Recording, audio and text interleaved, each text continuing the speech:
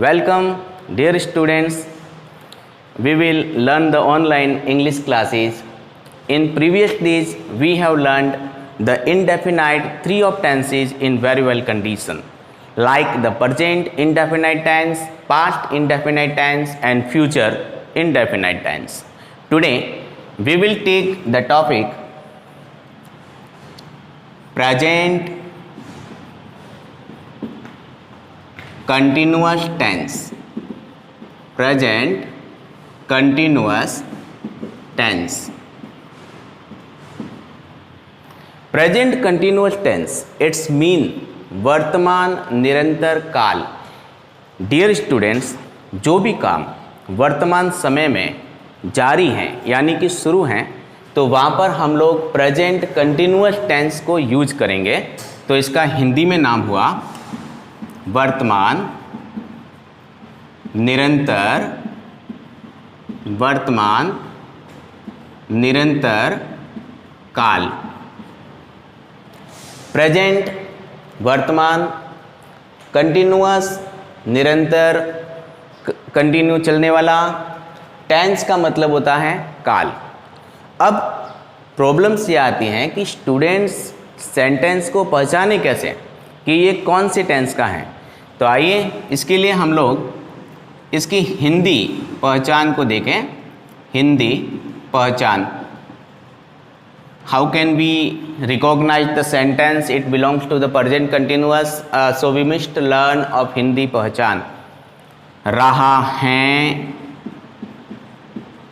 रही हैं, रहे हैं. ये आपको वाक्य के अंत में दिखाई देंगे, जिससे अपने को पता चलेगा कि ये सेंटेंस प्रेजेंट कंटिन्यूअस का है. डियर, जब भी हम इंग्लिश की बात करते हैं तो अपने माइंड में आना चाहिए कि इंग्लिश जो है वो मोस्टली सभ्यों पैटर्न पे चलती है. सभ्यों का जो मतलब है वो सबसे पहला जो एस है वो है सब्जेक्ट. फिर हम लोग वी लेंगे, इसका मतलब है वर्ब. फिर हम लोग ओ लेंगे, इसका मतलब होता है ऑब्जेक्ट. यानी इंग्लिश के अंदर सबसे पहले सब्जेक्ट आना चाहिए, यानी कि कर्ता काम करने वाला सबसे पहले आना चाहिए. फिर वर्ब. वर्ब का मतलब होता है क्रिया. क्रिया का मतलब होता है जिससे काम होता है. फिर हम लोग आएंगे ऑब्जेक्ट यानी कि कर्म, यानी कर्ता जिस काम को करता है. डियर स्टूडेंट, सभ्यों pattern please mind up so that you can learn English very well. Subject जो होता है, आइए अब हम सब्जेक्ट के बारे में जानें. सब्जेक्ट यानी कि कर्ता. जब भी हम सेंटेंस बनाएंगे अपने माइंड में सब्जेक्ट के दो रूप रहने चाहिए. फर्स्ट कि सब्जेक्ट सिंगुलर होता है.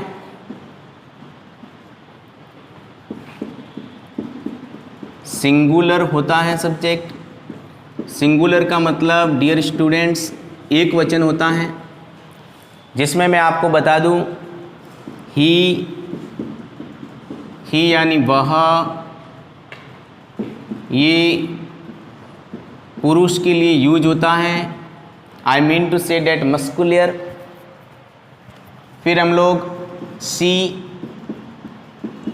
सी यानी कि वह. डियर स्टूडेंट्स, ये स्त्री के लिए यूज होता है. आई मीन टू से फेमिनाइन. फिर हम लोग इट पर आएंगे. इट का मतलब होता है वह, नपुंसकलिंग के लिए. आई मीन टू से न्यूटर. Any name.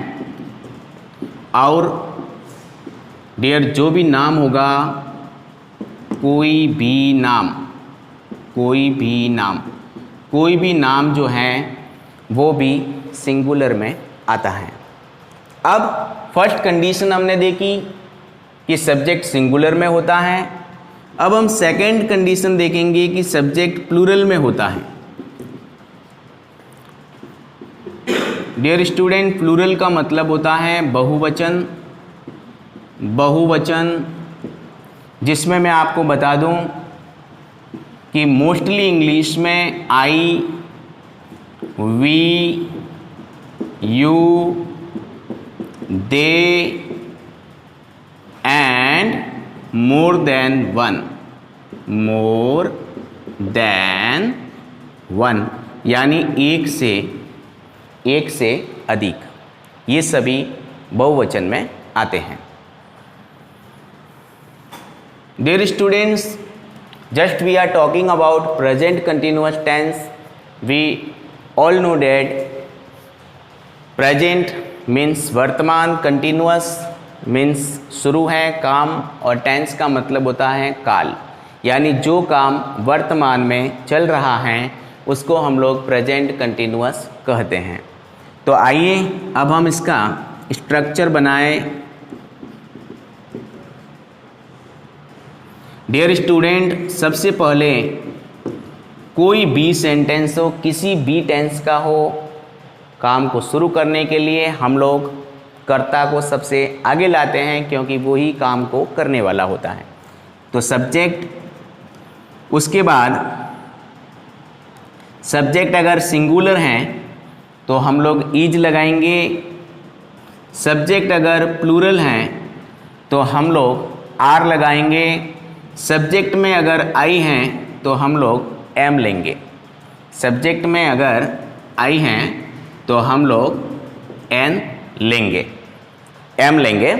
अब डियर स्टूडेंट, हम जानते हैं कि वर्ब की फर्स्ट फॉर्म में आईएनजी लगेगी। आईएनजी क्यों लगेगी? क्योंकि काम को निरंतर बताना है, काम को शुरू बताना है। जब भी काम शुरू रहता है तो वर्ब जो है वो एक्शन में होती हैं, यानी कि आईएनजी लगने से काम शुरू बताया जाता है। उसके बाद डियर हम लोग ऑब्जेक्ट लेंगे, ऑब्जेक्ट के बाद हम लोग एक्सेप्ट ट्रांस लेंगे। इस प्रकार से अपना एक स्ट्रक्चर बना, जिसे रूल, पैटर्न, फॉर्मूला इन नामों से भी जाना जाता है। एक प्रकार से हमने सेंटेंस बनाने का जो ढांचा है वो तैयार कर दिया है। सबसे पहले हम लोग सब्जेक्ट लेंगे। In case of subject is singular then we will take is with it, and if the subject is plural we will take R with it, and if subject is I then we will take always with M. First form ing, object, etc. Dear students, for example,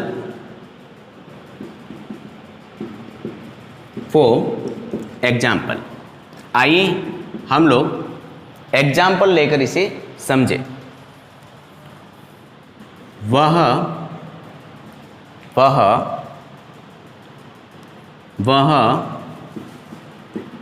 उसके दोस्त के साथ विद्यालय, वह उसके दोस्त के साथ विद्यालय जा रहा है। Dear student, when we will see this sentence, वह उसके दोस्त के साथ विद्यालय जा रहा है। वह, we all know that it is subject। उसके दोस्त के साथ, this is the possessive noun। विद्यालय, it is object, and जा रहा है, it is verb। रहा है आईडी है, यानी आइडेंटिफिकेशन ऑफ द टेंस है, जिससे हम लोग पहचानेंगे, रहा है, रही हैं, रहे हैं से पहचानेंगे कि ये प्रेजेंट कंटिन्यूअस टेंस है। ये पजेजिव बताएगा, संबंध बताएगा कि वो किसके साथ जा रहा है। Dear student, according to this structure and formula, we will take first subject, and here is subject is वह, but we don't know what is वह, that's male, that female. Then we must come on the last point, रहा है, it's mean he, वह is he, that belongs to the male because रहा है। अगर यहाँ पर रही है होता तो हम लोग पकड़ते कि वह जो हैं वो शी हैं, बट वहाँ रहा है, इसका मतलब वह मेल है, मीन्स मस्कुलर है, तो हम लोग लेंगे he is singular. We have already described upside of the subject singular, he, she and it. He वह पुरुष के लिए, ही। अगर कंडीशन सिंगुलर है तो हम लोग हेल्पिंग वर्ब इज लगाएंगे, तो ही इज। अब हम लोग यहाँ तक आ गए, सब्जेक्ट हो गया अपना, क्लियर हो गया। इज, आर, एम में से हमने हेल्पिंग वर्ब सेलेक्ट कर ली, ये भी अपना जो पैटर्न है वो कंप्लीट हो गया। अब हम लोग आएंगे वर्ब की फर्स्ट फॉर्म पे। तो हम देख रहे हैं कि वर्ब क्या होती है? वर्ब वह होती है जिससे किसी काम का होना या करना पाया जाता है। हिंदी के अंदर जिसके पीछे ना हो, जैसे जाना, लिखना, पीना, खाना, और उसमें एक्शन बताई जाए।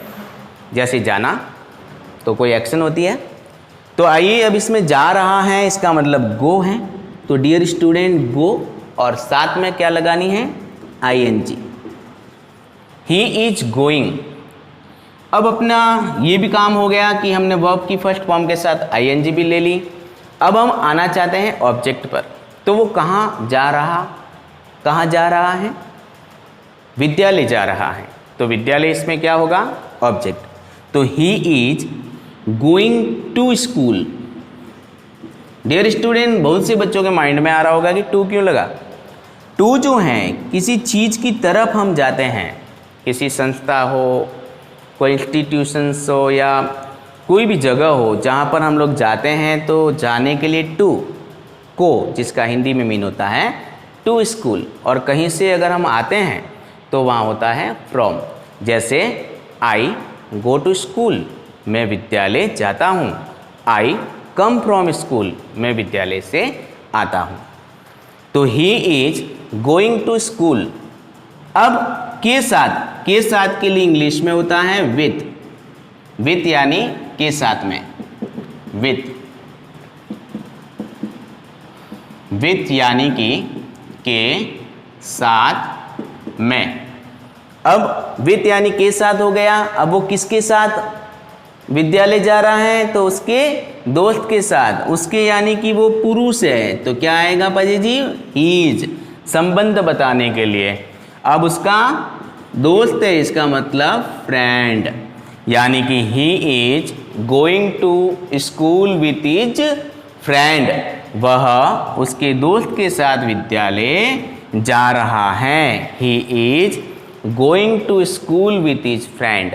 डियर स्टूडेंट्स, अगर यहाँ पर एडवर्ब आती कि वह उसके दोस्त के साथ रोज विद्यालय जा रहा है, तो हम लोग पीछे डेली जो एक्सेप्ट में हम लोग यूज करते हैं, लेकिन ऐसा यहाँ पर कुछ भी नहीं है। तो अपना जो सेंटेंस है वो बिल्कुल कंप्लीट हुआ कि वह उसके दोस्त के साथ विद्यालय जा रहा है। He is going to school with his friends.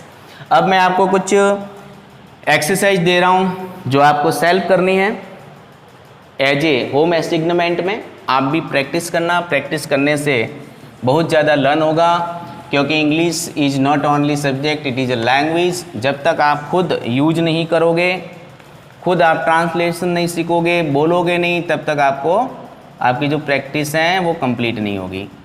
तो मैं आपको होम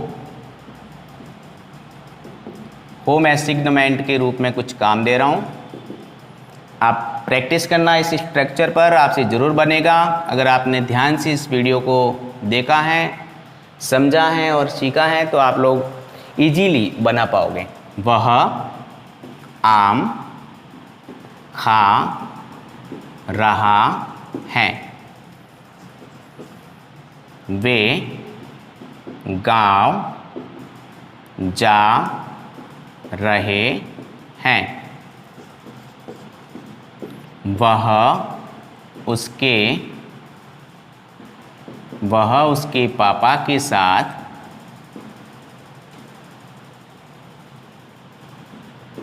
आ रही हैं। हम हम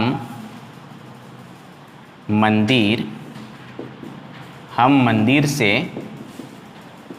आ रहे हैं। अध्यापक जी हमें अंग्रेजी पढ़ा रहे हैं।